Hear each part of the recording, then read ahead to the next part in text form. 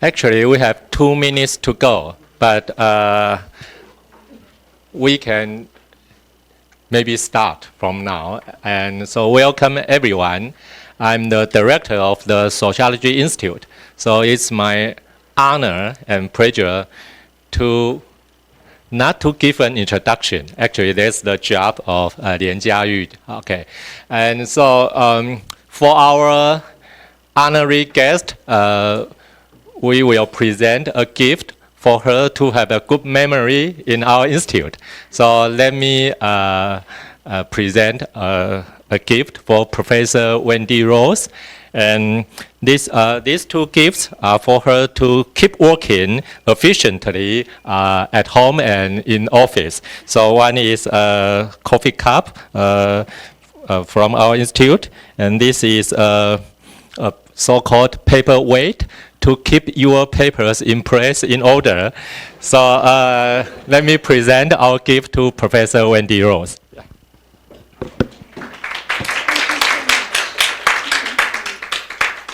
Maybe here, just a quick photo. Oh, lovely. Okay. Yeah. What, can you move? Yeah. Okay. Thank you. Thank you. Good.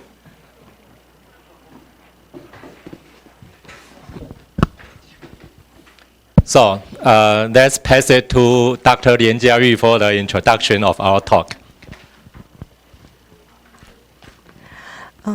As our very second event organized by the Medicine, Technology, and Society Research Team, it is my pleasure to introduce Professor Wendy Roth, leading sociology of race and ethnicities.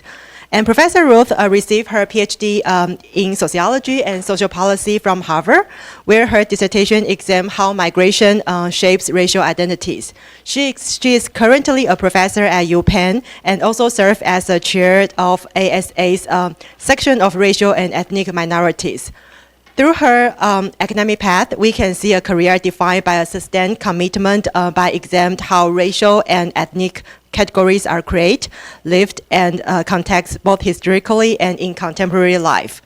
So social science have long emphasized that race and ethnicity are socially constructed, embedded in particular historical and political contexts. For example, in the US, the one-drop rules historically classify anyone with any trace of African ancestry as black, serving both political and economic need of slavery. By contrast, in Brazil, there is a practice of racial whitening in which one's racial identity can shift as a person's race in the class hierarchy. So this contrasting case reminds us that racial boundaries are neither fixed nor universal. They are products of power struggle that emerge from such as colonialization histories, national building politics, cultural narratives, all intersecting with one's social positions, and that might change through the life course. So today, new genomic technology, particularly genetic ancestry tests, raise fresh questions about how people understand racial identities. So according to Professor Roth's article, roughly 1/5 of US adults have already taken such a test. Rather than assuming like this technology simply determine identity from above, her work offer a nuanced understanding of what happens when individuals encounter genetic informations. So I will not go further into her findings, as we were very fortunate to have her here to talk about her studies. So please join me to welcoming Professor Roth.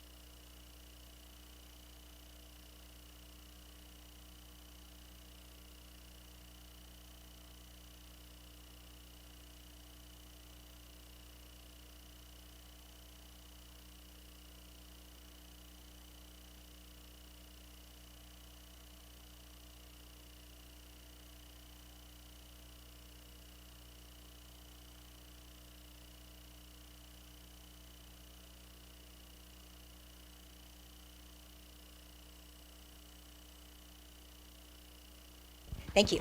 Is this better? Okay. You can get a test kit like this in the mail, and you can send back a DNA sample and then get an analysis or different kinds of analyses of your genetic ancestry based on your DNA. And the GAT industry grew exponentially.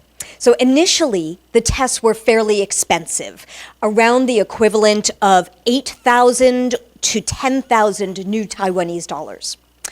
But in 2017, many of the companies started to offer reduced prices and sales, and they started to sell them for about 1,800 Taiwanese dollars and marketing them as holiday gifts.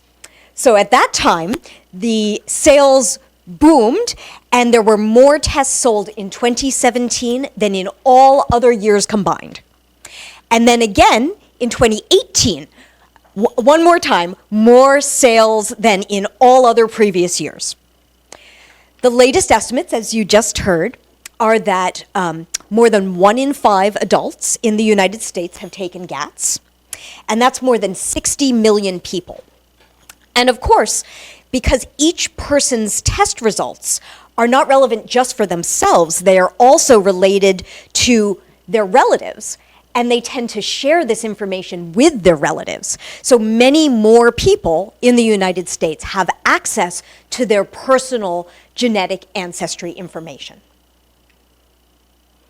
Now, you may have read some stories or heard in the media about people who took these tests and it influenced their racial or ethnic identity. There was a story in the Washington Post about this woman, Alice Plebbook, who always thought she was Irish, but she discovered that she was Jewish from taking these tests. This is US Senator Elizabeth Warren, who used a GAT to try to prove that she had Native American ancestry after it was discovered that she had marked both Native American and white on an earlier job application. And this man, Ralph Taylor, he always identified as white, but then he took a GAT which reported that he was 90% Caucasian, 6% Indigenous American or Native American, and 4% Sub-Saharan African. And based on that 4%, he switched his identity to black on forms and applications. If many people switch their identity in this way, based on their GAT results, it could have tremendous implications for demographics, for identity politics, and for social concepts about the meaning of race and ethnicity. So that's why I think it's crucial to understand better the impact that GATs have on racial and ethnic identity. So in the United States, we use the term race all the time, but I don't know if it's as commonly used here. So I thought I would start by defining how I understand the term. As a sociologist, I define race as a human group defined by itself or others as distinct by virtue of perceived common physical characteristics that are held to be inherent. But determining which characteristics constitute the race is a choice human beings make. Neither markers nor categories are predetermined by any biological factors. What this means is that societies refer to biological characteristics to decide what makes up a race, whether it's skin color or hair or eye color or ancestry, but different societies do this differently. And I define ethnicity as a group that sees itself having a common ancestry, a shared history, and a cultural focus involving symbolic elements that define their sense of themselves as a people. So ethnic identity is typically about experiencing a shared culture and history, such that many people will say that their ethnic identity relates to the culture in which they were raised, even if they were adopted into that culture. But Americans often confuse race and ethnicity, and they may understand it differently than sociologists understand it. Now, indigenous identity has been treated as both a race and an ethnicity in the United States. It emphasizes descent from the original peoples of the region, but it also involves ties to culture, land, and language. And the US government established classification rules to try to minimize the number of people who were counted as Native American, to reduce the size of the population historically. This included what are sometimes called blood quantum rules, where only people with more than a certain fraction of Native ancestry would be given tribal status. But there were a lot of mixed race births, especially between Native Americans and whites. And this resulted in people with mixed Native and white ancestry who were not considered tribal members, and they were not treated as Native American. And as a result, today there are many white Americans who claim to have some Native American heritage, or they have unconfirmed family stories that an ancestor was Native American. And many of them take GATs to try to prove that they have this Native ancestry. The question that I ask in my research is, how does taking GATs affect people's racial and ethnic identities, and especially indigenous identities, what we call Native American? Even if people are misinterpreting the GAT results, what they can and can't tell them, these tests may nonetheless influence how they think about their group identities. And understanding this is important for many reasons. First, it sheds light on the role that people attribute to genetics in identity formation relative to other sources of information.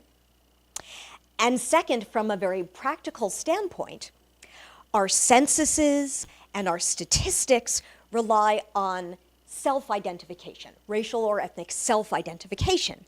So if many people who take these tests feel free to change their racial or ethnic self-identification on this basis, then that means that we will have significant consequences, and we will not have a very good sense of inequality if everybody is changing the way they identify. Now, many scholars expected that GATs would promote belief in genetic essentialism. This is the belief that genes alone determine your race. And genetic information is often seen as objective and authoritative, so as a result, these scholars expected that GATs would be seen as objective and revealing underlying scientific truths. And scholars thought that GATs would transform identities because the consumers would privilege that genetic information over other forms of knowledge, like what they grew up identifying as. So I call this the genetic determinism theory of identity formation, in which people who discover their genetic ancestry origins view it as decisive proof of who they are, and they incorporate that information into their identities. GATs would then produce geneticized identities that are created or confirmed by genetic knowledge. And the impact of the tests on identity, according to this model, is seen as direct and causal. Effectively, the genetic knowledge that the tests reveal becomes the identity. For instance, the sociologist Catherine Bliss wrote, "In place of family lore and social interaction, DNA ancestry testing then comprises the identification process." And some of the testing companies support this view. So I don't know if any of you have ever seen this before, but this is a very common television commercial that most Americans have seen, and it's also on YouTube. They had a series of commercials advertising their tests. This is from Ancestry.com. And this ad features a man named Kyle Merker, who says that growing up, he always thought he was German. He used to wear lederhosen and dance in a German dance group. But then he took a GAT from Ancestry.com, which said that he wasn't German at all. He was 52% Scottish and from Scotland and Wales. And so he traded in his lederhosen for a kilt.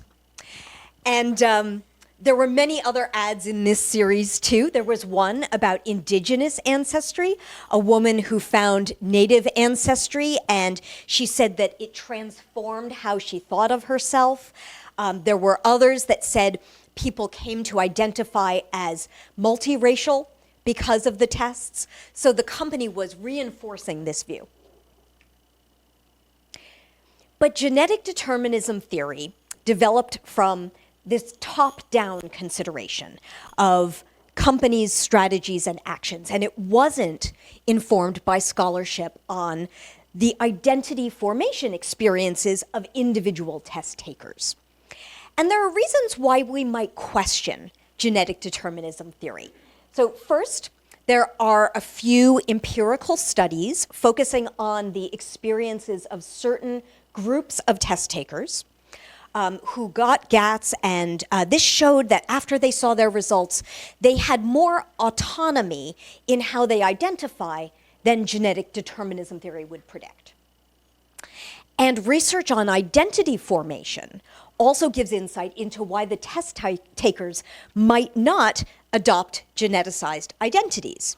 So, for example, social identity theory, which is developed by the psychologists Tajfel and Turner, says that people assess the relative attractiveness of their in-group through constant comparison to other groups, and they try to achieve a positively valued and distinct social identity.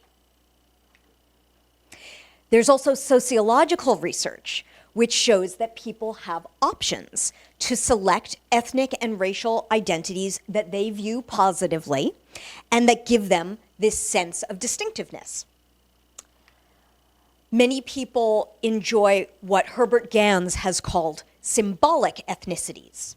These are ethnicities that are purely individualistic. They don't necessarily involve any contact with the larger group. And they don't have socioeconomic consequences like discrimination because they're usually not visible. And so you don't have to reveal that you have this symbolic ethnicity unless it's in your interest to do so. There's also research on the idea of reflected appraisals. This is very important in how we identify. And this holds that people's perceptions of how other people see them and classify them influences how they see themselves and identify. So if you expect that other people see you a certain way, it makes you more likely to identify that way. Now, drawing on all of these literatures, my co-author, Bjorn Ivemark, and I developed the genetic options theory of identity formation. And this is to account for how GATs influence consumers' ethnic and racial identities. This holds that consumers select from their GAT results the ancestries that offer positive and distinct social identities, and they ignore the others within the limits of what they think other people will accept.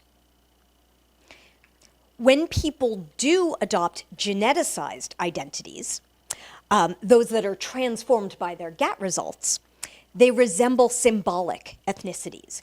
They're just individualistic, and people don't have to reveal them unless they want to. And they choose selectively from their genetic results according to two mechanisms. The first is what I call their identity aspirations. This is the ethnic or racial identities they seek to claim, they want to claim, including their preferences or their positive or negative feelings towards a group. Consumers' identity aspirations are shaped by their personal regard for both their pre-test identities, how they identified before, and for the new identities suggested by their test results. The second mechanism is their social appraisals. This is their assessment of how other people will accept their identity claims. So typically this is about whether they think their appearance or their personality fits the way they think the group looks and behaves. And so instead of genetic determinism theory, which strongly and directly predicts that the tests will determine the test taker's identities with no mediating factors, we view the tests as giving people genetic options. The influence of the test diminishes as consumers pass their results through these filters of their identity aspirations and their social appraisals. And in the end, the tests have a weaker influence on identity, and they only influence the identities of some consumers. At the same time, consumers might reject otherwise desirable identities that don't pass their appraisal of what they think other people will accept. And so the result is not that genetics don't matter in determining identities, but that there's a continuum, right? From fully accepting to accepting only some to fully rejecting the results. And in today's talk, I'm going to discuss two related studies. First, I developed this theory of genetic options, drawing on a qualitative study with Americans who purchased and took GATs. And then the second study tests aspects of my theory and refines it, using a randomized controlled trial of GATs' impact on identity change among white Americans. But before I talk about that, I want to just quickly explain how GATs work. You've probably heard that 99.9% of the human genetic code is identical in every person on Earth. So GATs only look at the remaining 0.1% or less. In the genetic code, there are specific points where maybe most people have a G, for example, but some people have a T. And this happens because of random mutation and genetic drift over time. And as humans migrated over the Earth in the past 100,000 years, they took these genetic changes with them and passed them on to their descendants.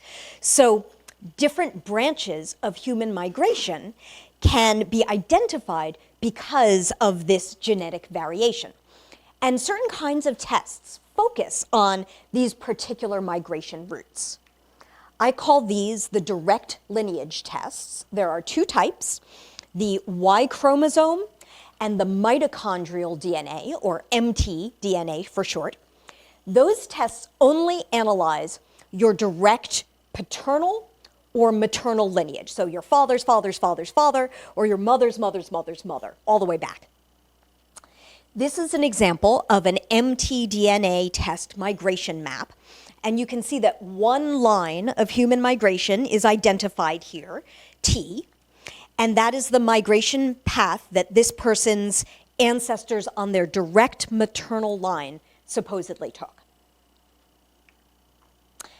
Another type of GAT, which is very common, is called the admixture test or autosomal test. And these claim to give information about ancestors across the whole genome, all your relatives, well, most of your relatives. And these results are usually presented as a percentage breakdown or a pie chart. For instance, specifying the proportion of your ancestry from Europe, Asia, Africa, and so on. And these tests tend to present their results in categories that overlap with commonly used racial and ethnic labels. Now, there are a number of critiques and limitations of these tests, even aside from any concerns about genetic privacy. So, first of all, the results give you a probability, not a definitive percentage. But many people don't realize that, and also the margin of error is usually not reported. Also, the results depend on who is in each company's database. So testing with different companies can lead to different results. The results also depend, they ignore modern migrations, and they assume that the populations that are in these regions now are the same ones that were there in the distant past. And also, very importantly, the DNA samples for comparison of different populations, like sub-Saharan Africa or Middle Eastern, these are based on scientists' ideas ahead of time about who represents that population or who they should sample from. So based on that, they look for genetic markers that best distinguish this population from that population, or whatever population they define as different. So the genetic code isn't objectively revealing differences. It finds them because the researchers are telling their algorithms, look for the markers that separate the populations I think are different. Okay? It's not objective criteria. But nonetheless, a lot of the people who take these tests don't realize that, and they think that these tests may be revealing their true race or ethnicity. But not everyone, and as I argue, only in very selective ways. So that brings me to my first study. As I mentioned, this is a qualitative study of GAT consumers, the people who bought the test for themselves. And we conducted in-depth interviews over the phone with 100 American test consumers. The respondents identified fully or partly as white, black, Hispanic, Asian, or Native American before they took their GAT. We did a first interview between August 2009 and November 2010. And then we conducted follow-up interviews an average of 18 months later with 89% of the respondents. To recruit respondents, I created an online survey that test takers could complete anonymously if they wanted to.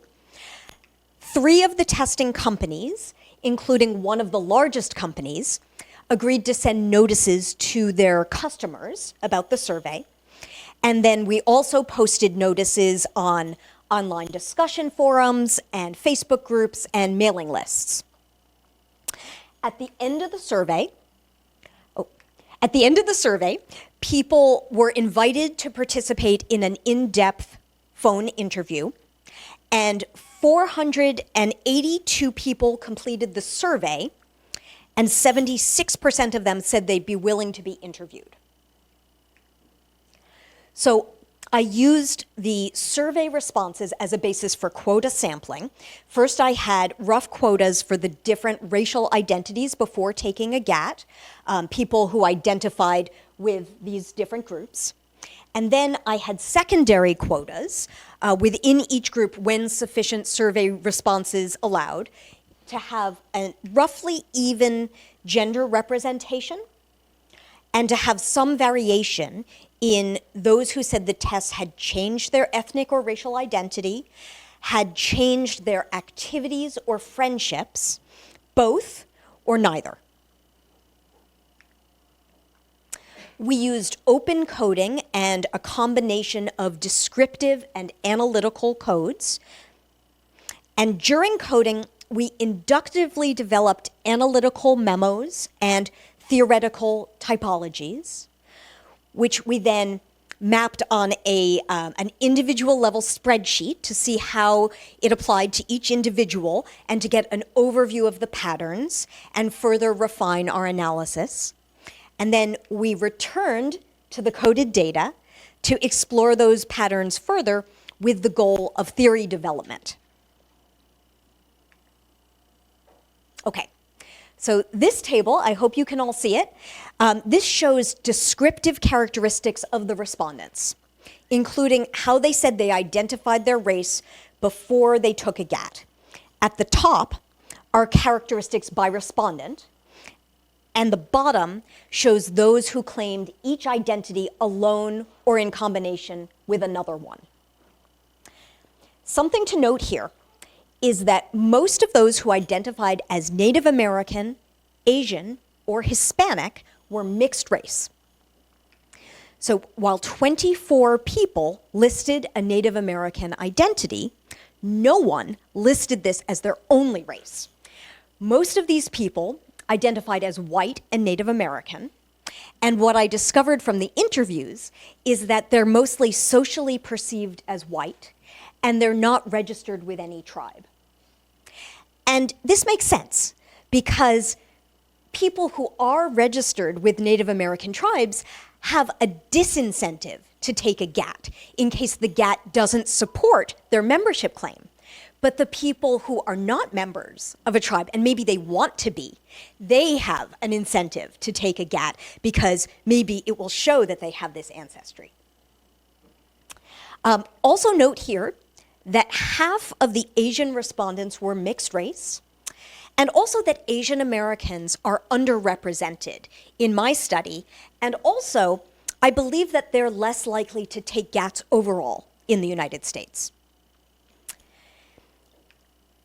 In general, the sample is older and well-educated. The median age is 58, and the majority had a bachelor's degree or more, a college degree or more. And in terms of identity change, most respondents did not adopt a new racial or ethnic identity, but 36% of the respondents did. They changed their racial or ethnic identities based on the test results. Identity aspirations are shaped by consumers' feelings both towards their pre-test identity and the new ancestries that they learn about, whether they hold them in high regard or in low regard. And so when respondents had a low regard for a pre-test identity, they were more inclined to give it up or to add something new. And an example of that comes from a woman I call Amy. She's a white housewife and a mother of 3. She had been adopted at birth, but she was told that her birth mother was German. And she said of her GAT, "I was hoping that it could tell me something different from what I knew, which was just the German. In school, I read the Diary of Anne Frank, and I did a big report on the Holocaust, and I was actually embarrassed to be German. I thought, I wish I could be from somewhere else." So she read her results as indicating German and Basque ancestry from a region of Spain. And Amy added a Basque ethnic identity, which she excitedly began exploring and emphasizing more than being German. By contrast, those who had a high regard for their pre-test identities had little interest in dropping them or exploring new identities. If the test challenged a highly regarded identity, they were often reluctant to believe the test results. An example is Shannon, a 57-year-old artist who had been adopted and thought of herself as white until age 18, when her adoptive father told her that her biological father had Native American ancestry. And she identified very strongly with her Native roots after that. She took an admixture test to confirm this identity, but it came back reporting she had no Native ancestry. And she declared, "The first DNA test we did was to find our ancestry, how much Indian and stuff. And when that came back, I about fell over because mine said 0 for Native American. And I'm like, okay, either my dad isn't my dad or, what is going on here? I mean, I was literally hysterical. That's how much it means to me to be Indian. Shannon claimed that she didn't fully understand how the test worked, but she decided it simply must be wrong. And she continued to identify as white and Native American. So genetic determinism theory would say that test takers will concede ultimate authority to the tests. But as Shannon's case shows, strong attachment to an identity can actually diminish their view of the tests as providing scientific proof. Respondents' feelings about the new ancestry, the groups indicated by the tests, also influenced whether or not they chose to identify with them. So many respondents refrained from changing their identity because of a low regard for the new group. An example is Carolyn. She's a 59-year-old retiree who identified as white but had unconfirmed family stories of Native American ancestry, like many people in the sample. Her test reported that her maternal line was sub-Saharan African. And this was a finding she had trouble accepting. And she decided not to share this with her family. And she explains why she chose not to tell her family. She said, "Well, I guess I'm prejudiced." Isn't that a terrible thing to say? It's not really that I'm so prejudiced. I don't have anything against African Americans. I don't understand them all the time, and I've heard things said about them that aren't very complimentary. I really feel they have been not treated fairly, and they may never be treated fairly in this country. So it's not something I want to bring myself to have all the problems that they have had to put up with. And Carolyn doesn't look black, but she thought that people might treat her differently if she mentioned this test result. So she had no aspirations to a black identity, and she rejected this option. But those who have a high regard for a newly discovered ancestry are more willing to incorporate it. And not all respondents evaluate specific ancestries the same way. Although Carolyn held a black identity in low regard, Adam held a black identity in high regard. So he is a 47-year-old journalist who grew up in the South. Adam identified as mixed white and Chinese before testing. And when his test too reported African ancestry, he said it wasn't a huge shift because he already identified as a minority. And he valued how African American leaders had successfully fought injustices. He said, "I've already experienced plenty of racism that I knew was directed at my people growing up. And now I have the black part of my ancestry that's there. So I identify more strongly with black culture. It gives me some kind of vicarious outlet to my anger. Whether it's Malcolm X or Huey Newton or whatever, they articulated anger that I felt then and that I still feel now. And so it gives me some kind of, well, it helps break down that wall of isolation in a way. I no longer feel alone. I wasn't white enough to be white. I wasn't Chinese enough to be Chinese. But now I've got this other community where they got mad and they let everybody know about it. And they forced people to take them seriously, and eventually to the point where a black man gets elected president. It's hard to explain how significant that is in my life." So identity aspirations weren't always about whether the group had a high or low social status in society. It was more about their personal regard for the group.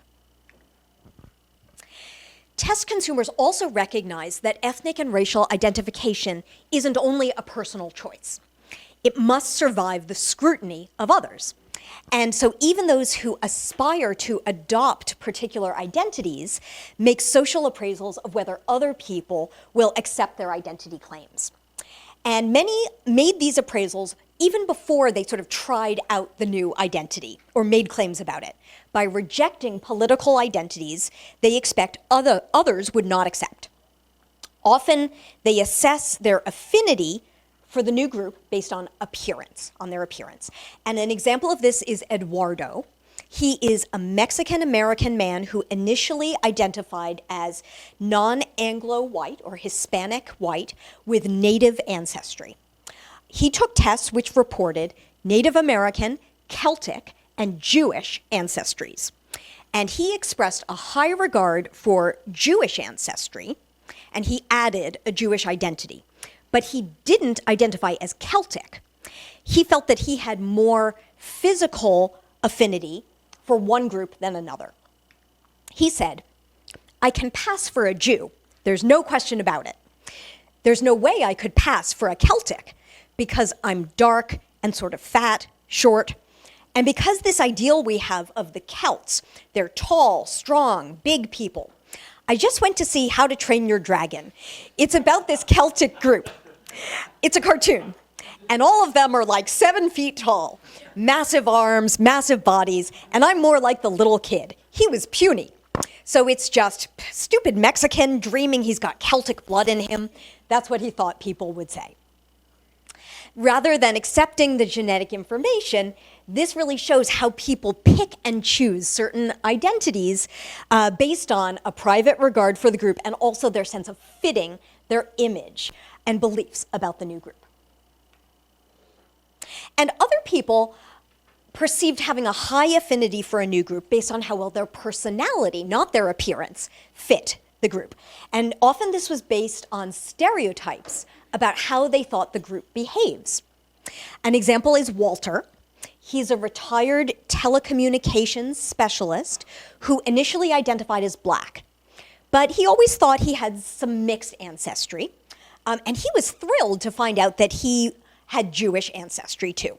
He began wearing a yarmulke and a Star of David, and he was considering applying for Israeli citizenship. Now, Walter had many behaviors that he felt made him feel connected to Jewish people. He said he'd always been interested in Middle Eastern history and Jewish klezmer music. And he said, "I also have been accused of acting like a Jew, even before I knew any of this other stuff from the GAT. So I have some behavioral tics.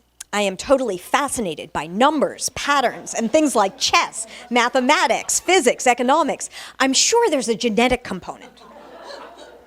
So, Walter thought that these traits would lead other people to accept him as Jewish, even though he didn't look Jewish. But even consumers who appraise a new identity as acceptable to others and embrace it, they still face social interactions that put their assessments to the test. And discouraging experiences, or what I call a negative reflected appraisal, where a person's identity claims are rejected, can lead them to rethink their new identification. Jenny is a 74-year-old retired educator who identified primarily as Black, but again had these family stories of Native ancestry. And she had been deeply interested in Native American culture for years. When her admixture test showed that she had 10% Native ancestry, she initially adopted a Native American identity, and she started to identify as multiracial. However, she had negative social experiences with a Native tribe. One of the first things I did was to go to one of the tribes and offer my services as a tutor for the children in the learning center that they had. And I was really, really given the cold shoulder because a lot of our tribes have opened up casinos. And since they now have money coming in, I guess they've had people coming out of the woodwork claiming Native American ancestry. I was really, really hurt by the treatment they gave me. So I just thought, well, I don't need this. And I just sort of gave over the whole thing. And so she went back to identifying as just Black. But encouraging social experiences and positive reflected appraisals when others accept their new identity can bolster their claims. And this is experienced by Donna, a 57-year-old retired teacher from the Southeast, who had positive reflected appraisals by people both inside and outside the new group. She initially identified as white, but had family stories of Native heritage, and a GAT indicated Native American ancestry. So she linked her willingness to identify publicly as Native American to one particular post-test experience. The HR person, that's the human resources person at a new job, asked me what race I was. And I said, well, I think of myself as Native American, but I don't know whether I should claim that or not. And the way she explained the law to me is that if you feel you are Native American and you have some kind of a family story that indicates you have some Native American ancestors, you can claim yourself that way. And so that was when I first started thinking of myself more as being able to not just hide it, but say it, that I really am of Native American heritage. And then this affirmation spurred Donna to explore a Native American identity. She became involved with Native communities. She volunteered as a mentor for Native youth, just like Jenny had done. While initially she was concerned that she would be seen as sort of like a pretender, she felt that she was able to prove herself and that she was accepted as part of the group.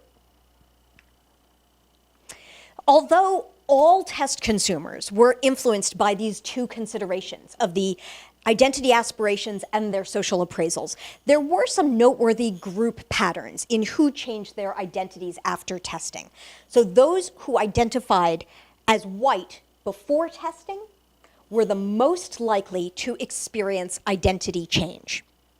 And on the left here, you see the people who listed these races alone or in combination with something else before testing. On the right, you see this pattern is even stronger if we look at those who listed only white before testing. Of them, 52% changed their identity. So what can account for this? There were racial differences in the identity aspirations people had. Compared to other respondents, white respondents expressed a desire to be more distinctive or more unique, and many of them aspired to find something that would add a little bit of spice or excitement to what they saw as an otherwise boring background. They were practically the only respondents who expressed negative attitudes towards their pre-test identities. And usually this wasn't about specific ethnic identities, but a general white identity. Louisa, a 46-year-old filmmaker of Chinese and European descent, claimed, "It's boring to be white. I think that's going on with white people in America. There's a real disconnection with a lot of people. They just know they're American, and they really don't know anything about their connection to Europe, if they're Irish or Celt or German or whatever." Many white Americans whose families had been in the US for many generations have lost a connection with where their ancestors came from. And so they are often looking for something more distinctive and more interesting than just white. Native American identities were especially desirable for respondents, and more so than other types of identities. A lot of people really wanted to find or confirm Native American ancestry, especially white respondents, but not only them. For instance, Emma, a 24-year-old data coder, identified before testing as white and Hispanic. And she wanted to confirm her suspicions that her Mexican grandmother had Native ancestry. She said, "I was specifically interested in finding out if I had Native American DNA. I was really excited and happy to have some sort of viable proof that it's there." And after her results indicated that she had some Apache and Mayan ancestry, she really embraced this identity and she started attending powwows and Native American educational events. And she sought to acquire tribal membership. So in part, respondents' aspirations to be Native American comes from stereotypes of natives as peaceful, righteous, and living in harmony with their environment. Native Americans were also romanticized in the TV shows and movies and books they grew up with. And they were the original residents of America with prior claims to the land. And for some white Americans, identifying as Native may have reduced some of the guilt that they felt from white privilege and colonization. The respondents who initially identified as white and Native American were a unique case because in many ways they claimed a minority identity, but they were socially perceived as white. And so their Native identity was mostly symbolic, right? They could identify as Native and engage in Native practices if they wanted to, but they could also hide it when it wasn't to their advantage. So Diane grew up thinking of herself as white and Native American, but identified most strongly with her Native ancestry. Her tests didn't show any Native ancestry, and she very reluctantly retracted her identity to just white. She said, "What I know I am now is Irish, English, Scottish, so it's pretty much like everybody else. And it's just real common, so it's like, so what? There's nothing special about it." Diane continued explaining that a sense of belonging comes from a less common identity, like some tribal thing, because it's a smaller unit, because even the largest tribe isn't that big compared to ethnic groups in America. And the dances were really cool, and the costumes, and just their traditions and healing stuff, they were fascinating for me. I felt a little different, and kind of enjoyed feeling different, to tell you the truth, but not anymore. So you can see she's really romanticizing it, right? And she was atypical in the sense that she gave up her Native identity. Many other people who didn't find any Native ancestry in their tests, they just ignored the tests. But Native American geneticized identities offer white respondents this feeling of distinctiveness and an opportunity to feel exotic without any cost. Right? It's costless because they don't have to experience the social consequences of being visibly non-white. Janet, a 64-year-old teacher from New Jersey who identified as white with vague knowledge of Native heritage, explained this and discussed how Native identity had become trendy. Native Americans are in vogue now. It's all the thing to be Native American. If you can claim, well, I'm part Native American because they get the passion and the glory days now of everything with the sweat lodges and medicine, healing and all that, their Native spirit thing, they may have lived as American Caucasian all their life. And Native Americans had to go through the discrimination and the reservation and all the other stuff. They don't know about the language or mythology, but they can say they're Native American. I guess it's kind of like an ego status thing. For these white-appearing respondents, GATs are really reinforcing their racial privilege, right? Because it offers them these new symbolic racial identities without having to experience the disadvantages that go with them.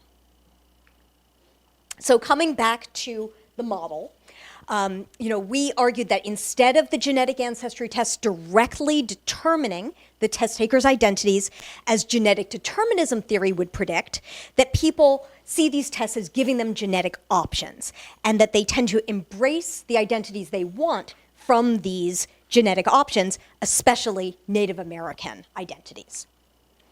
But there are limitations to this research, and one of them is that the study assumes that the GATs caused the identity change, right?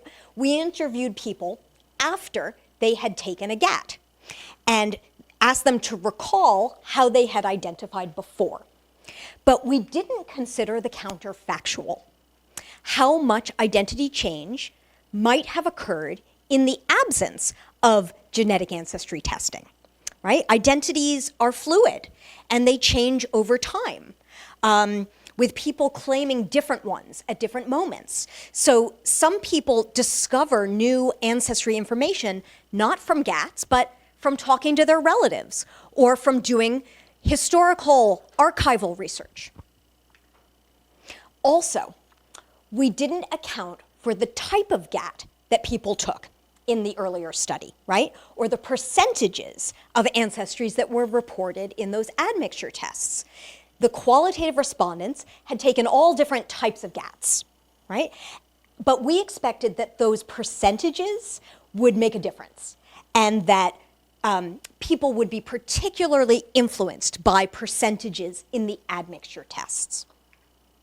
So in my next study, I addressed some of these limitations and provided a test of parts of genetic options theory. I conducted a randomized controlled trial of how taking GATs changes ethnic and racial identity with a sample of white Americans who were willing to take GATs but hadn't taken one. And then we randomly assigned them to receive GATs or not. I'll say a little bit more about that, but I just want to say that these are my research questions here. How much identity change can be attributed to taking a GAT beyond any temporal fluidity that might have happened anyway? Do identity aspirations influence identity change over time? And what are the roles of identity aspirations and the ancestry percentages reported in GATs in influencing the test takers' identities?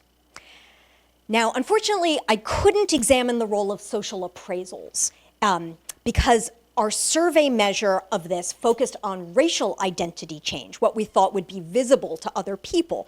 And as I'll show, we actually found very low rates of racial identity change. But I'll present descriptive data on race and ethnicity, and then I'll show my multivariate analysis focuses just on ethnic identity change. So some level of identity change should be expected regardless, right? We know there's this fluidity, and the challenge is to identify how much change happened because of the GATs. So we address this in a few ways. One is through the comparison to a control group, right? How much change would have happened anyway. The other way we do this is through by looking at whether the specific identity changes are supported by the GAT results. For instance, whether the new identity is accompanied by a discovery of a corresponding ancestry in their test results. And we hypothesize that people who take GATs will have higher rates of ethnic identity change than people who don't take GATs. To test the role of identity aspirations, we actually specify that this mechanism acts a little bit differently when people are adding a new identity or omitting an old one, okay? Because adding new identities involves the prospect of joining or belonging to a new group. So the person's aspiration to adopt that identity will revolve around their feelings towards that new group, whether or not they hold it in high regard or feel favorably towards it.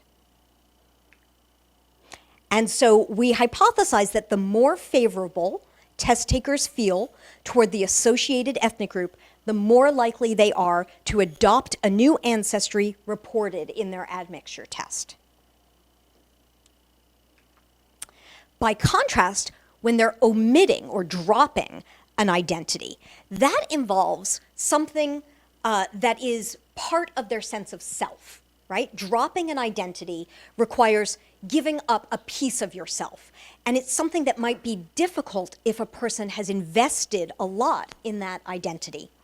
So their identity aspirations are motivated by the importance of the personal identity as a part of themselves, rather than their regard for the larger group. And we predict that the more important an existing ethnic identity is to a test taker, the less likely they will be to omit it. We also predict that the test taker's admixture breakdown of ancestry percentages will influence ethnicity additions and omissions. And we expect that higher percentages will be seen as more deterministic. So for identity additions, we predict the higher the percentage of a new ancestry reported in the admixture tests, the higher the likelihood of test takers adding an associated identity. And for identity omissions, the higher the percentage of the claimed ancestry in the admixture tests, the lower the likelihood that the test takers will omit it.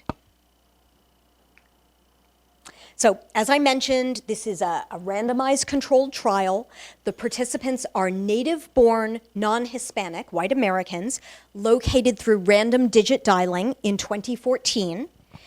Due to the study costs, we had to focus on one population group. Participants were randomly assigned to a treatment group that received admixture and mtDNA tests, or a control group that received no tests. And we had an 80% completion rate and a final analytical sample of 802. The eligibility criteria were that they had to be born in the US, identify as white non-Hispanic, age 19 or older, and neither they nor anyone in their immediate family had taken a GAT, but they were willing to take a GAT. Then we used stratified sampling to match the distribution of the native-born white American population on region, gender, age, and education. Both groups took an online pre-test survey in 2014 to 2015. After each treatment group respondent completed the pre-test survey, we mailed them the test kits. They sent in a DNA sample directly to the company, and when their tests were completed, we emailed them a link to view their results online. We asked them to spend at least half an hour looking at their results and then take a quick first reaction survey. And then all respondents were invited to take a post-test survey 11 months after they completed the pre-test survey. And that was usually around 6 to 8 months after the treatment respondents received their test results. For ethnic identity, in both the pre-test and the post-test surveys, we asked the open-ended question, what is your ethnic identity? And we allowed up to 6 write-in responses. For race, we had screened on this for eligibility. So all the pre-test respondents had identified as non-Hispanic white. But in the post-test survey, we asked a closed-ended mark all that apply race question with these categories. Although all our dependent variables capture identity changes, we have slightly different versions to fit the different hypotheses. So to test H1, our experimental hypothesis, we created 3 general variables: ethnicity addition, ethnicity omission, and any change. And to generate these, we compared the ethnic identity they said in the pretest to the ethnic identity they said in the post-test survey. It was coded as an addition. If it wasn't there before and it was there after, it was coded as an omission. If it was there before and it wasn't there after, and these are all binary variables. But we also created an any change variable that combines them both, any omission or any addition. And we created sets of these variables specifically for European, non-European ethnicities, and overall. So we actually have 9 variables to test this first hypothesis. The remaining hypotheses focus only on the treatment group. And so we incorporate information about the GAT results into the dependent variables. First, we created a set of discovered identity addition variables. These are binary, and they're coded as 1 if they adopt a new identity that is reported in their GAT results. And we created 10 of these to correspond to the different admixture categories or subcategories they might have learned about. To test hypotheses about omissions, we developed a series of binary variables. We created 1 for each of those 6 identities that they had listed in the pretest survey, and they're coded as 1 if the pretest identity is omitted in the post-test survey, and 0 if it's listed again. There you go. We have several key independent variables. First, we use a dummy variable for the treatment group to test the effect of receiving a GAT. For some of the addition variables, a key independent variable is feeling favorable toward a specific group, and this was measured in the pre-test survey with a feelings thermometer question that asked people how favorable or warm they feel towards these different groups in US society. Oops. Anyway, sorry. These different groups in US society. For some of the hypotheses about identity omissions, we created a variable called ethnicity importance. And that's measured by the pre-test survey question, how important is your blank identity to you? This question was repeated for each of the 6 that they mentioned, with the ethnicity they wrote in inserted into the blank. And these responses are on a 5-point Likert scale from 1, not at all important, to 5, very important. For our measures of ancestry percentages, we took the information from their GAT test results, and the GATs reported ancestry in these categories and subcategories. So for each category and subcategory, we created an ancestry percentage variable, which is a continuous variable from 0 to 100, showing the percentage of the ancestry in their test. Okay, I hope these are the control variables in all the models. So I hope you can read this. This is some descriptive data to start out. This table is going to show you the percentage of treatment group respondents whose tests reported each ancestry. And this is divided into, in the first column, the percent for whom the ancestry was a new discovery, or the ones who already knew about it. So they found the ancestry, but they had already said they had known about it, okay? So some treatment respondents discovered new European ancestries that they hadn't listed as known before. And a lot of them discovered Southern European, Eastern European, and Scandinavian ancestry. But many very common ancestries in the United States, like British Isles or Western and Central European, were already known to them. So the GATs supported what they previously believed about their ancestry. Now, many treatment respondents also received admixture results that reported non-European ancestries, 60% of them in all, 60% of respondents found some non-European ancestries. And for almost all of them, this was a new discovery. They weren't previously known. There were only 3 respondents who had previously known about non-European ancestry. And you can see here that a lot of those whose tests reported this discovered Middle Eastern ancestry or Central and South Asian ancestry. But only 1 to 3%, respectively, discovered East Asian, African, or Native American ancestry. And in particular, less than 1% of treatment respondents discovered a Native American ancestry, and only 1 respondent previously listed a Native American ancestry and found that it was supported by their GAT result. Yet despite these tests showing that 60% had non-European ancestries, very few treatment respondents changed their racial identity. Only 3% versus 2% of the control group.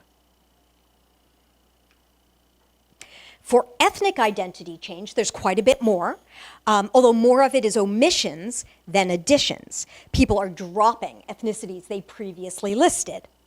And you can also see that the treatment respondents experience more identity change overall than control respondents. So from now on, because there's such a small percentage of racial identity change, I'm just going to focus on ethnic identities.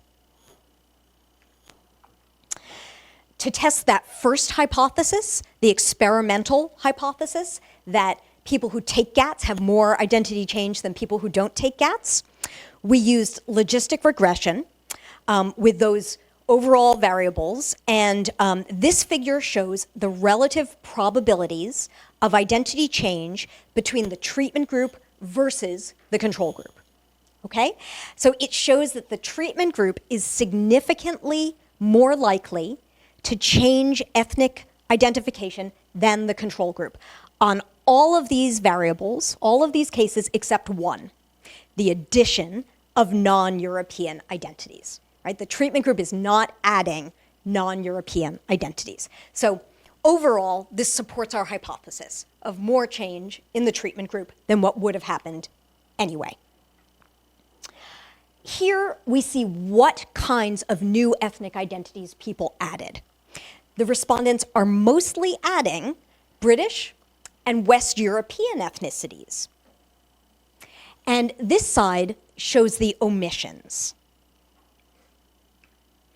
Particularly striking here is the much greater omission of Native American ethnicity by the treatment respondents, 63%, compared to the control respondents, 28%. So a lot of respondents initially claim a Native American identity that they've heard about in their family, and then when their GAT results don't support it, they give it up. Respondents tended to drop that identity. Now, the rest of the analysis focuses just on the treatment group, okay? And so now the unit of analysis is the identity, not the respondent. This table is going to show how feeling favorable towards a group and ancestry percentages influence the likelihood of adding a new identity discovered through GATs. And first, what we find is that feeling favorable has a significant positive effect on the likelihood of identifying with new ancestries discovered through the admixture test. But we actually also found a regional effect. So when we added an interaction between living in the south of the US, we found that the positive effect was only happening there. And this chart shows that a little bit better. You can see from this gray line that it's really only in the south where you have this positive effect of feeling favorable towards a new identity. In the rest of the US, there's actually no significant effect. So feeling favorable towards the ethnic group does increase the likelihood of adopting that identity, but only in the US South. And I'll say more about that at the end. Looking now at ancestry percentages, we see that ancestry percentages have a highly significant positive effect on the likelihood of adopting a newly discovered identity. And this does not have a regional effect. This is, further models showed this is across the country. This figure here shows the estimated probability of adopting an identity with genetic ancestries reported at different percentages. Okay, so you can see what a big difference it makes if you have the ancestry percentage at 80% versus 20%. There's a 22 percentage point difference of your likelihood of adopting that identity. This table analyzes the likelihood of ethnicity omissions, dropping an identity among the treatment group. And first we see here that an ethnic identity's importance to the respondent increases, the likelihood of dropping it decreases. Okay, so that supports the hypothesis about identity aspirations in general.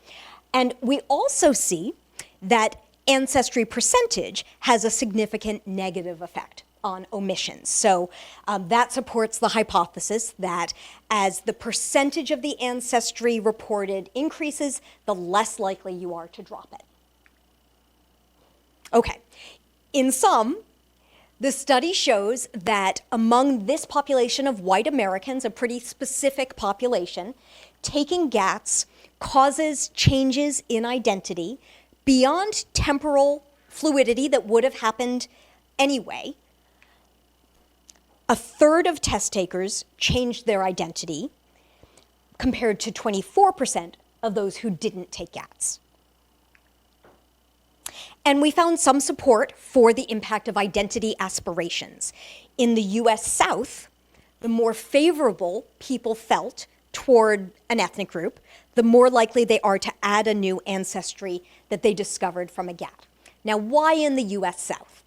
Well, the US South is actually the home of more white Americans who have been in the country for many generations and have weak attachments to their ethnic identities.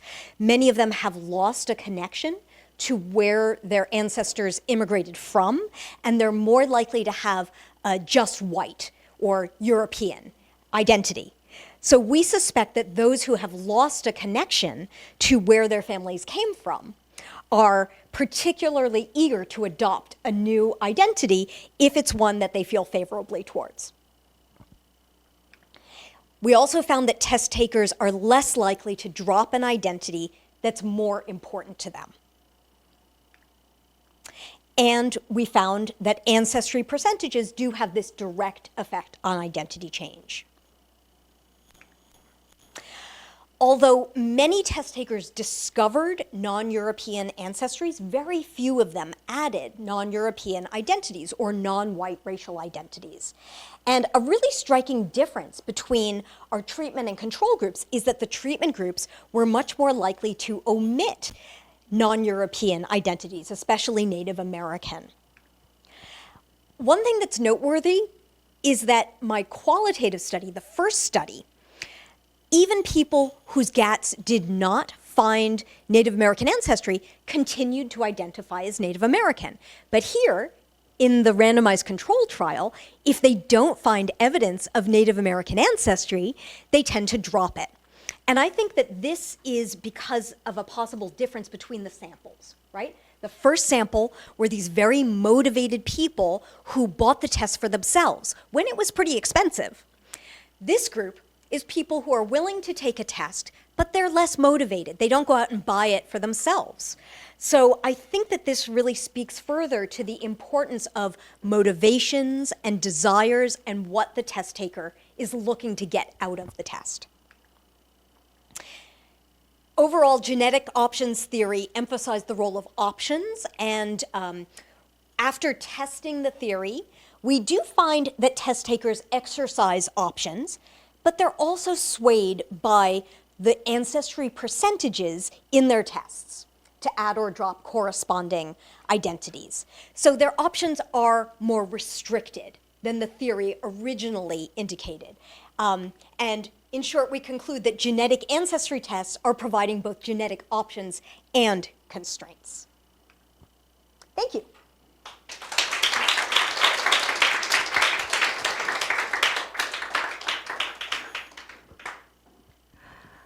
Thank you so much for Professor Roth's fascinating and very eye-opening research. We now have some time for questions and discussions. So please state your name and affiliation before asking questions, and we will take probably 2 or 3 questions at a time.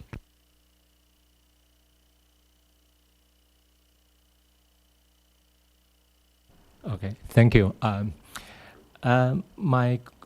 Well, actually, I have quite a few, but let me narrow down. For example, can we turn back to the last page? Genetic options theory. Where is the option? Okay. What I heard is, the takeaway for today is the identity you are talking about. Let's say is identity in the U.S. Let me put this way. After all this research, the implications you find for us, whether the U.S. is in terms of identity or in terms of ethnic identities, is it an in-group biased society or an open and tolerant society? For me, it looks like American society is more so-called ethnocentrism society. Do you think so? Because looks like this is a scientific option identity test, but it reflects people's identity, which is socially constructed, and people want to construct it, right? So it's a process of identity reinforcement process. So looks like people are really social And from this kind of option, actually, it's an opportunity structure. People know, for example, why Asian people don't take this test, because it's not there is no opportunity to get out of Asian option, right? So why bother? I take it. Even I'm a Taiwanese American, even I'm a whatever Asian American in the U.S. with citizenship, I have no motivation to do this, because in terms of identity, it's very clear. So I think you know what I mean. So let's.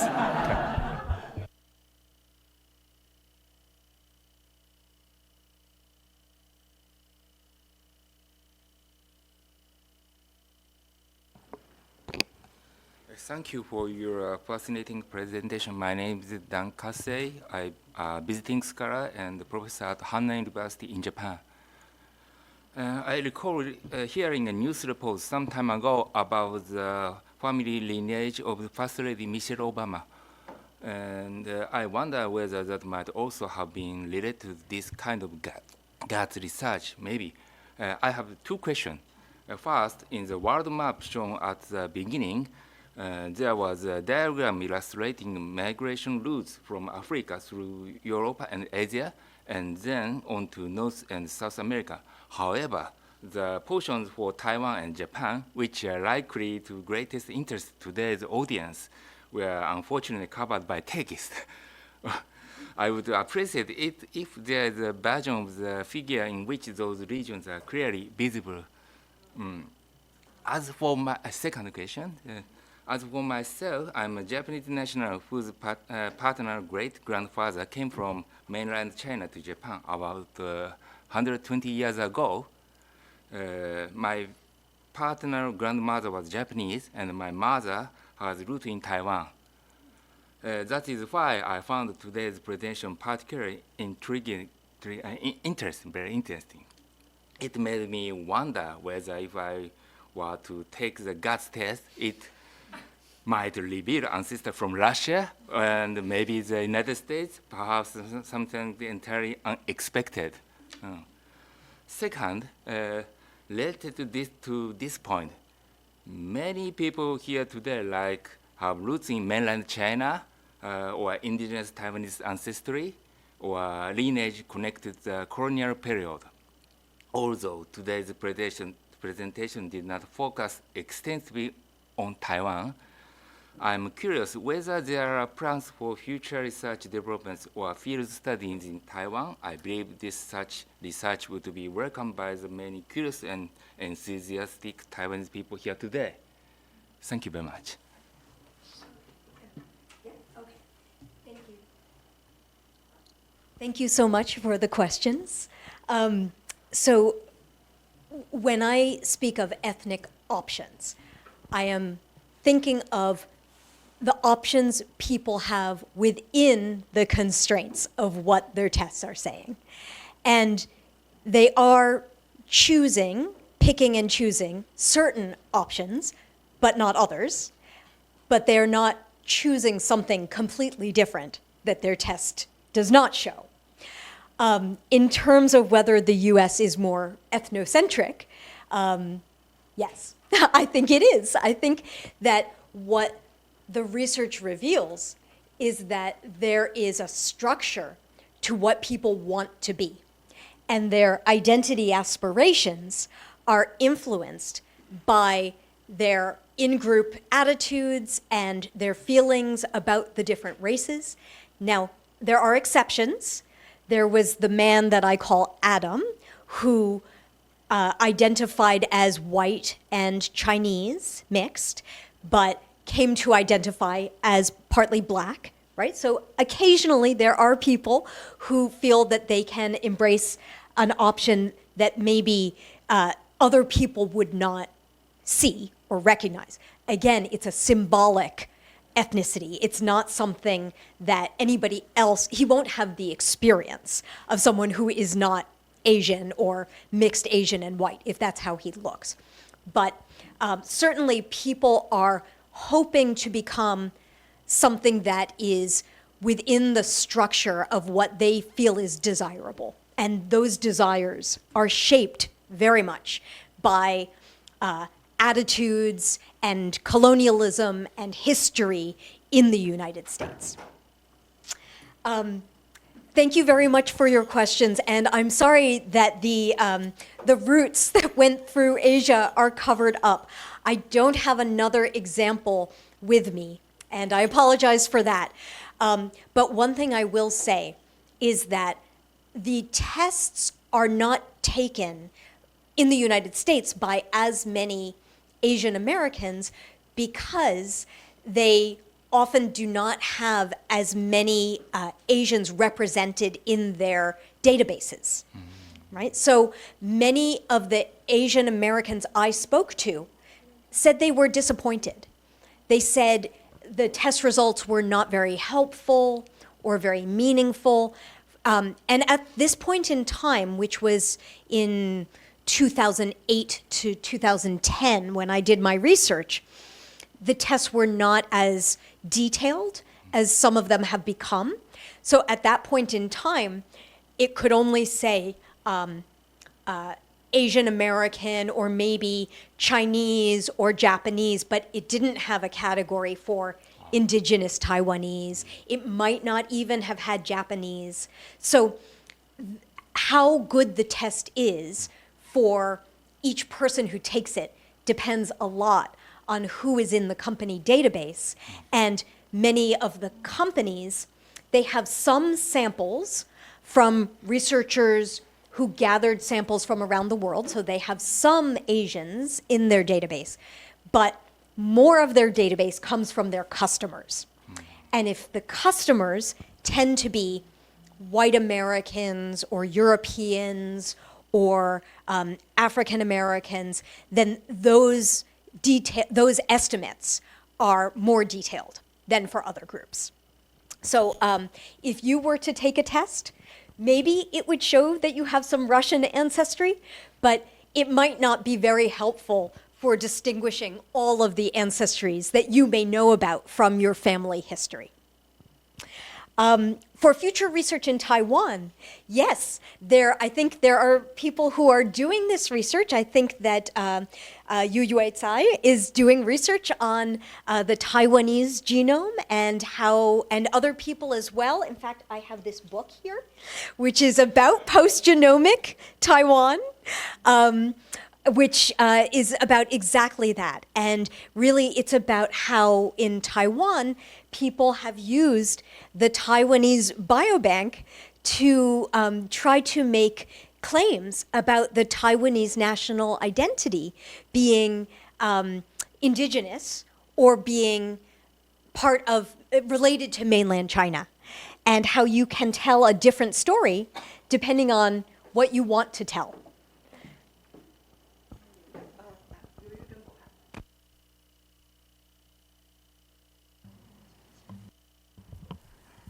Thanks, Wendy, for your wonderful presentation.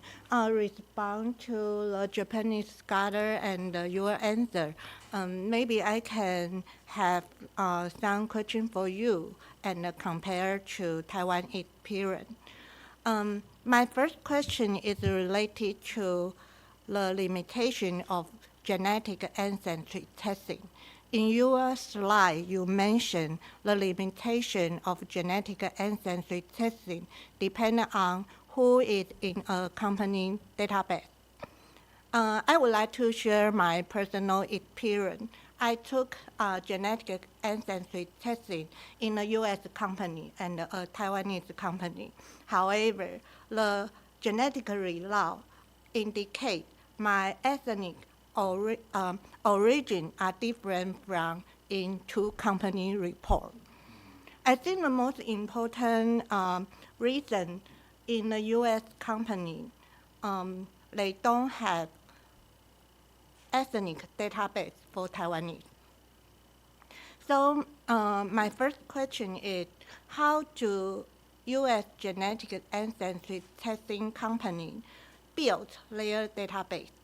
And when they categorize people into different racial and ethnic groups, I'm just wondering if different company, like 23andMe or Ancestry DNA company, use different classification system in the U.S.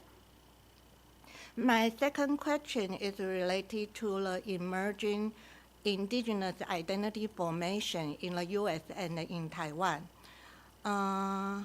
You mentioned that many white Americans claim native heritage and test genetic ancestry tests to prove it. Based on my research, Taiwan has a similar phenomena. Many Han Taiwanese hope to confirm that they have indigenous ancestry. But I think the context in Taiwan is different from the U.S. For Han Taiwanese, the desire to claim indigenous ancestry is related not only racial or ethnic identity formation, but also to related national identity and nation building in Taiwan. Like since the 1980s, the indigenous movement cooperates with the opposition movement during the martial law. They use indigenous people to rewrite the history in Taiwan. They argue Taiwanese are not pure Han from China, and most of Taiwanese have indigenous ancestry. So I wonder if you could elaborate more on how social context or social mechanism shape the desire among white Americans to claim indigenous ancestry. In addition, in the U.S., I wonder if genetic ancestry results could be used as legal evidence for claiming Native American. Like in Taiwan, such genetic result cannot be used for the legal recognition as indigenous people. My third question is a small question. Because your theory talk about genetic option theory, but I'm wondering whether people's interpretation of test results vary depending on their education, gender, or social class in the U.S. context. Thank you so much.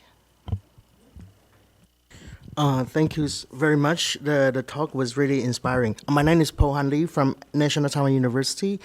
I think the genetic option theories echoes a lot with the symbolic interactionist account of identity, right? So the genetic implications of racial and ethnic markers became symbol. They are deeply contextualized, and it only makes sense when it is individually relevant. And then that is really interesting. And actually, I was like, boom, because I never thought about this. And then, so my question is, because you quoted a qualitative account regarding the interactions between the informants and their HR.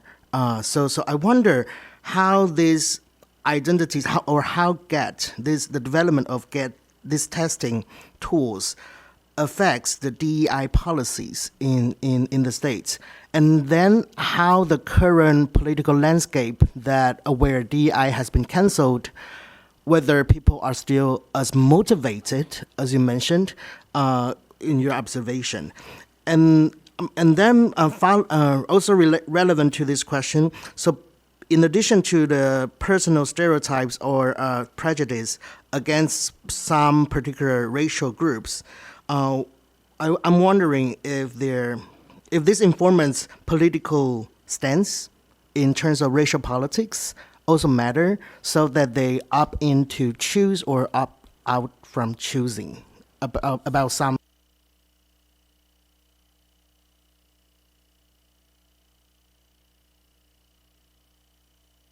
Great, thank you. These are great questions. To start with the questions about how can companies in the US build Taiwanese samples, I think that they would probably need to collaborate with researchers here to do that. And I think that if companies were interested in doing this, they would probably seek to collaborate with the researchers who created the Taiwanese biobank, because that's probably the best collection of samples that could be found. So I could imagine if companies like Ancestry.com wanted to expand and have their tests available to more Taiwanese people around the world, both in America and maybe in Taiwan or other places, then maybe they would try to reach out to the researchers who are responsible for the Taiwanese biobank and ask if they can include those samples in their database. That's what I think they would probably try to do. How does social context shape the desire among white Americans to claim indigenous ancestry? And can GATs be used as legal evidence to claim indigenous status? At the moment, no. They cannot be used as legal evidence. The tribes in Native America set their own policies for who is a member and who is not. Usually they establish their own rules to say, do you need to have a certain number of ancestors who were tribal members, a certain blood quantum, which is what they call the ancestry you have.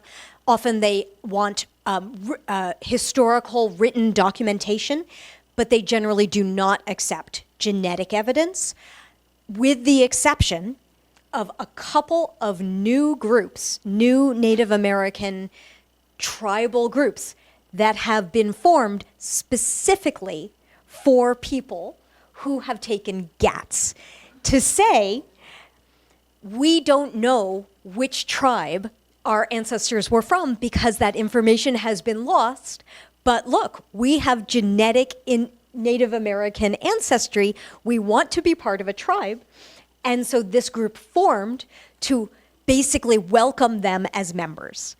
But it is not accepted by other Native American groups. It is very, they are very critical of this movement. And most Native American tribes are very critical of GATs and do not accept them.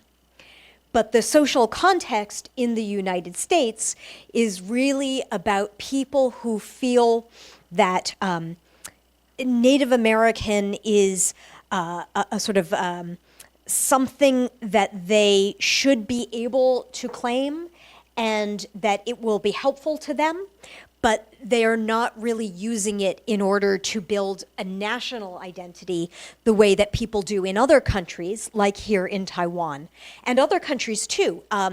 In the former Yugoslavian states, there has been some research which shows that people also use genetic ancestry testing for nation building, to say, we are more closely related to these people than to those people. And the same here in Taiwan.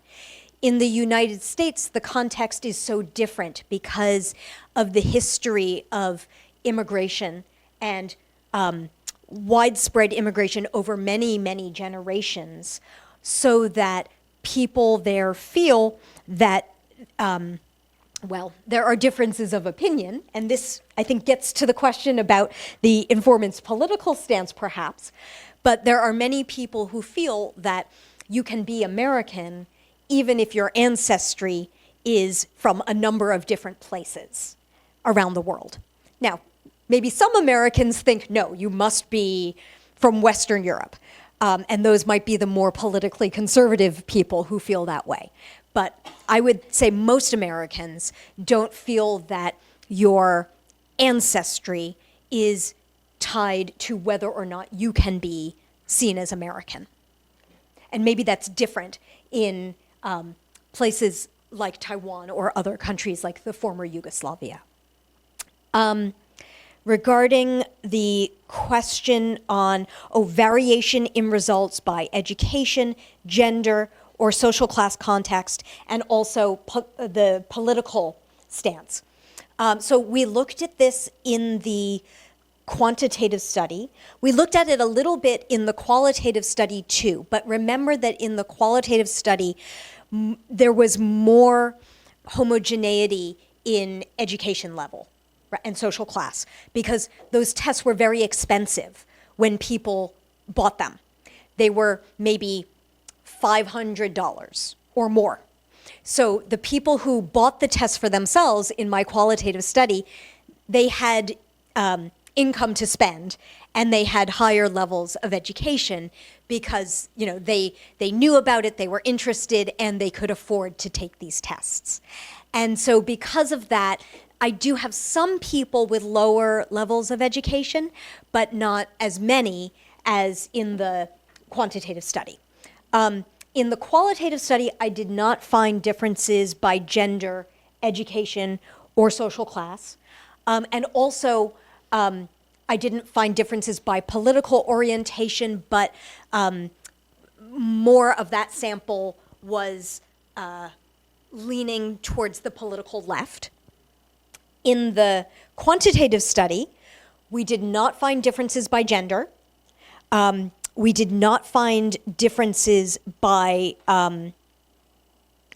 we did find some differences by political stance, in the sense that people who were more conservative were more likely to change their identity. And we also had a measure of belief in racial essentialism. Do you think that, genes determine race and determine your skills and your abilities and, differences between racial groups? And people who were more conservative tended to believe more in racial essentialism. So they were more likely to adopt a new identity as a result. Education level, we did not find a difference by education level in the quantitative study.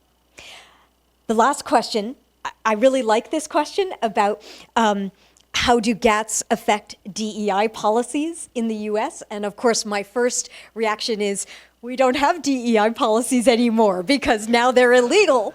But you asked about that as well. You cannot, there is no law which is uniform across the country and says whether GATs are accepted as legal evidence or not. But the few cases where people have tried to submit GATs as legal evidence, they have been rejected. So the man that I showed you at the beginning, who took a GAT, he had identified as white, but his test showed he had 4% sub-Saharan African ancestry. He sued Washington State to argue that his business should be declared a minority-owned business based on his 4% sub-Saharan African ancestry. And he lost his lawsuit, which is very good. And in general, whenever people have tried to make these claims based on genetic ancestry information, the courts tend not to look favorably on this as evidence.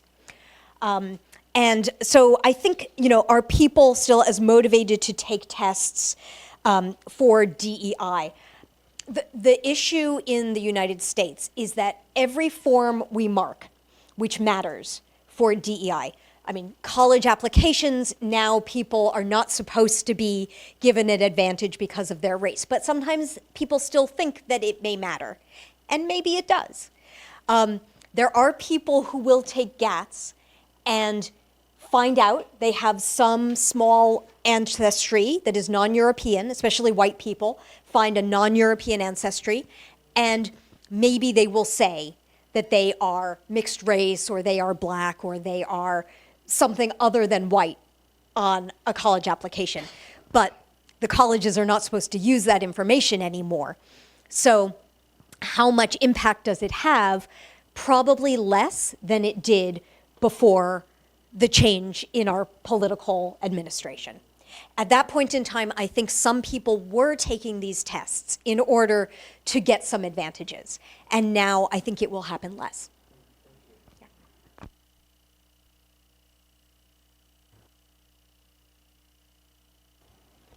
Hello. Hi, Wendy. Nice seeing you again. I'm Lake from National Taiwan University. And I'm just wondering if you can fill in, can you tell us more about the perception of mixed race? Because, when you talk about how those people feel that having an additional race is like spicing up, themselves or their identity, I just find that it seems to be a very recent thing. Because, we always see literature talking about stigmas about mixed race or the problems, the so-called issues of intermarriages, right, back in the old days. So I just wonder whether this is because of the fact that recently it's the GATs that creates these kind of trends, or is it because of the racial conflict between, say, black and white that create this trend? Would it be because that in day-to-day life it's better to be have a chance to place the race card, during day-to-day conversation? Oh, you discriminate against me. You white people, right? Oh, no. Actually, 5% of me is Native American. I'm just thinking about maybe it is more recent a trend. So can you give us a little bit more background about the perception of mixed race? My second question is related to the racial difference between, say, black and white, the strategies for genetic options. So apart from what you talked about, the social appraisal and the aspirations, apart from that, is there a racial difference when they strategizing what they opt for? Yeah, so these are my questions. Thank you. So my questions are really related to Lake's question. So I'm Chen from NTU. So first, I kind of wonder, how does your theory here add to the racialization theories? Because overall, when people talk about racialization, or it's a process. You acquire identity through your daily lives, interacting with people, right? But it sounds like what you are having here is people tell you, no, you have this identity, you have this and that, take it or not. So I kind of wonder, how does your theory add to this racialization theories about the aspect of people acquiring racial identity through their daily lives? And the second one kind of connected to Lake's question. I kind of wonder how does people's attitudes about other racial groups, do you have any transcripts, I don't know, or a survey about their attitudes, for example, to African Americans or Native Americans before the test and after the test? Do they feel more I don't know, open or liberal, or realize, okay, so something wrong, maybe I'm this group, I'm going to be more, I don't know, radical, things like that? And also kind of related to the question, I kind of wonder, are there political leaning that you found, more conservative people are more likely to do the test? Because I found, you mentioned, it's older people that are more likely to do this test by themselves, that are more motivated. I kind of wonder, is there any, what's the reason about that? What's the guess from you and your group? Thank you.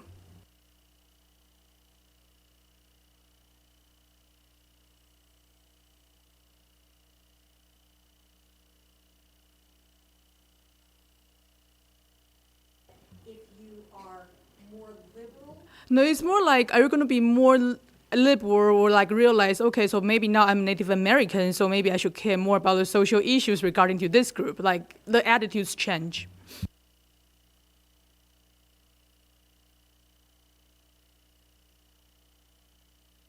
Good questions. Regarding the perception of mixed race, yes, I think you are absolutely right. This is a very recent thing.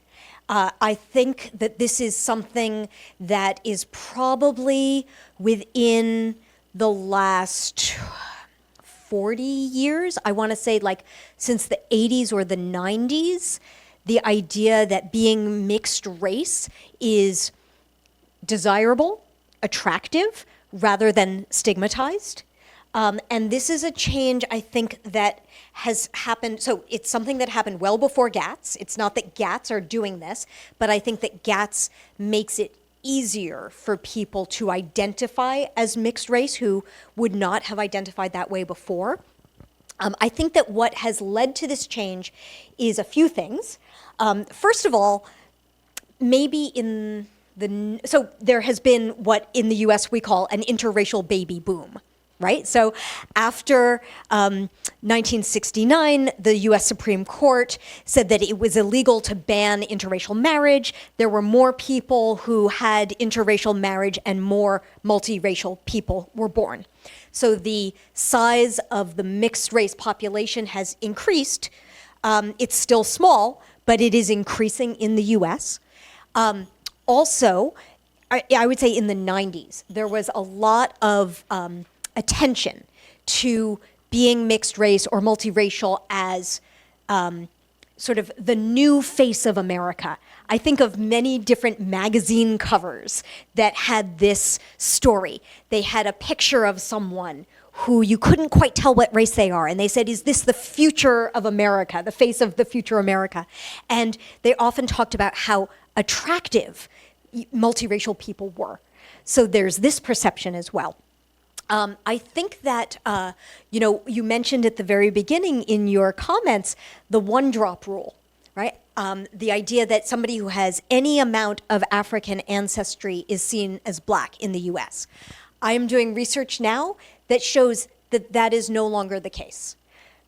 If you have a very, very, very small amount, but you look white, most people will not say that you are black.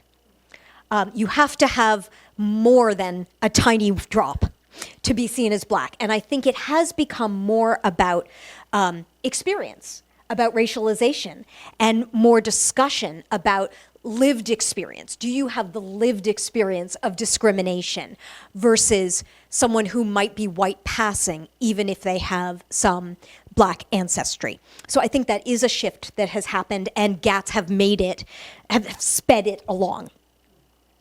Thank you for asking the question about racial differences between white and black test takers and their strategies for genetic options. I wonder if I can get back to my slide quickly, because this was something I did not talk about. But in that chart, thank you. In that chart that I showed of the differences between the different groups in my qualitative study, where I said that white respondents are the most likely to change their identity, maybe some of you noticed that black respondents are the least likely to change their identity. And I think there's a reason for that as well. So it may, here we go. There. So black respondents tend not to change their identity that much. And the reason is that they say that the black race, the black identity, has already incorporated racial mixture because of the history of the one-drop rule and the long period of time in which people who had black ancestry but were mixed were considered part of the black race. So they all say that there is what I call a subsumed multiraciality within the black identity. You can be black and have mixed racial ancestry. You can be black and be part European or be part Asian or be part Native American. And everybody knows that. They know that there is this mixture. So it doesn't really change their identity as black. And I think that is a reason why a lot of the black respondents will say, I took this test for a different reason. I'm not looking to claim something other than black. I don't want to be something other than black. I feel a strong political and social attachment to the black identity. I took this test because I want to find my ancestry in Africa. That's something we don't know because of the slave trade. And if I can find out that my ancestry is Yoruban or Ghanaian or Senegalese, that will be very meaningful for me. So they are looking to add new ethnic identities, but they say that doesn't change a black identity. Regarding racialization theory and the idea that you acquire an identity through your lived experience. Yes, I think that's right. And that's why when I talk about the identities that people have adopted after taking GATs, I just describe them as symbolic identities, right? They are not changing anyone's experience. They are not affecting how they are seen by others. They are like something nice that you can add on to your experience, and it doesn't have any cost, right? It's almost like a game. And that's one reason why I think that white people tend to adopt these new identities more, because they experience this as costless. But it is not in any way informed by their lived experience. It's really something that to them, usually it feels like it's something that they can add on and not necessarily reveal if they don't want to. Attitudes towards other groups. That's a great question. So I was very interested in this at the beginning, and I wondered if someone finds out that they have some African ancestry, would they become more favorable, like would they have more positive views of African Americans afterwards? And I found no impact. Yep. I thought, okay, maybe there'll be some change. Maybe it will make people seem more understanding. No, absolutely no impact. So, I mean, I think that is very revealing too, right? That people think of this as, oh, this is something nice for me, but they're not thinking of it in terms of any obligation to a larger group. Are more conservative people more likely to take the test? And I think you also noticed that it tends to be older people who take the tests. So the reason I think it tends to be older people who were buying these tests at, early on, more so than now, right? Now that the tests have come down in price and they've become much more popular, you do have more younger people taking them.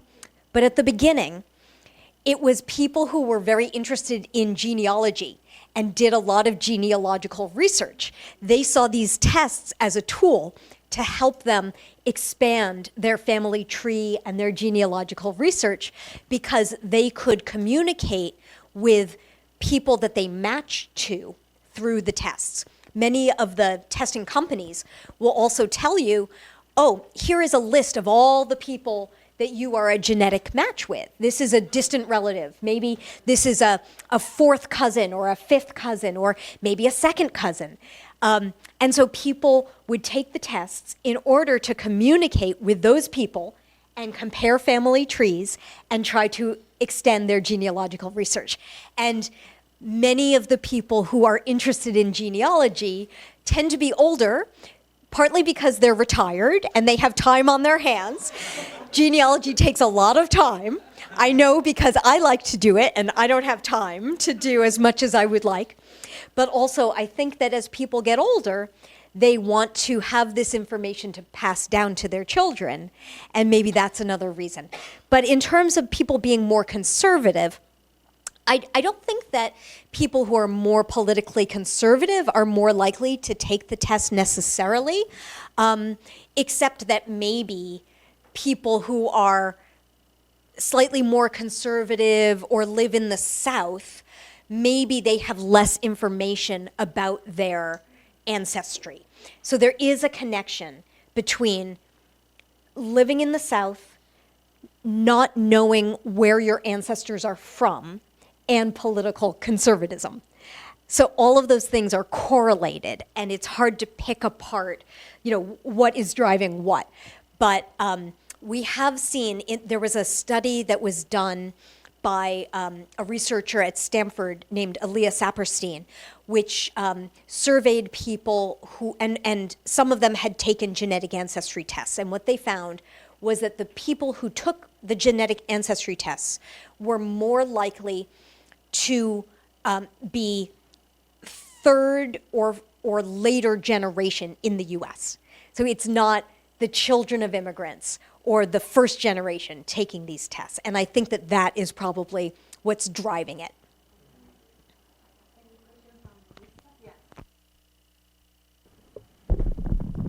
Thank you.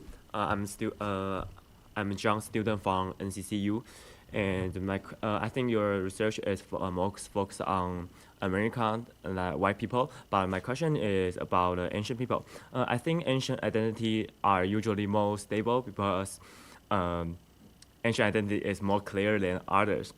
But if the test can identify different ancient subgroups like Japanese, Taiwanese, Filipino, Korean, do you think will ancient people still change how their identity after taking this test?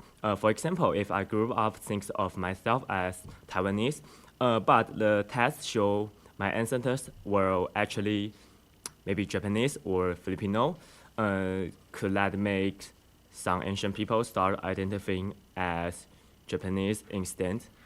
Okay, thank you.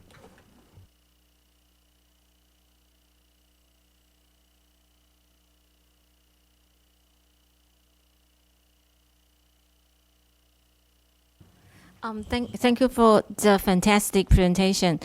My question is about the application or broaden use of your theory. Because the GATs have other impacts. For example, like Chen-Long and I study third-party reproduction. So people try to find their ancestry, but figure out that they are donor-conceived children. And they found genetic identical brothers. So and people have been studying their identities and whether they would like figure out their origins. So I wonder whether your theory, genetic option theory, can be applied to that aspect.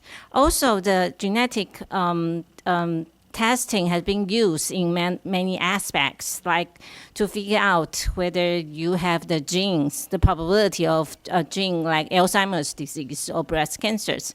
So inspired by your work, I wonder whether your work can be related with other research on social study of genetics. Thank you.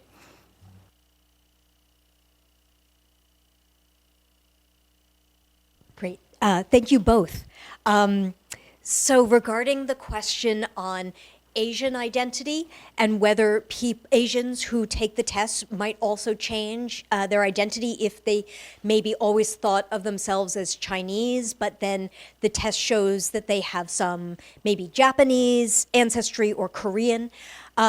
So on this slide, you see that some of my Asian respondents, a third of them, they did change their identity. And sometimes that was something like, I found out that my father was both Korean and Chinese. So yes, I now know that I have Chinese ancestry as well as the Korean ancestry I always knew about and identified with. Usually it wasn't switching from one to the other, but adding. So you keep the identity that you had before, but maybe you add a new Asian ethnic identity. Also, some of these people were mixed race.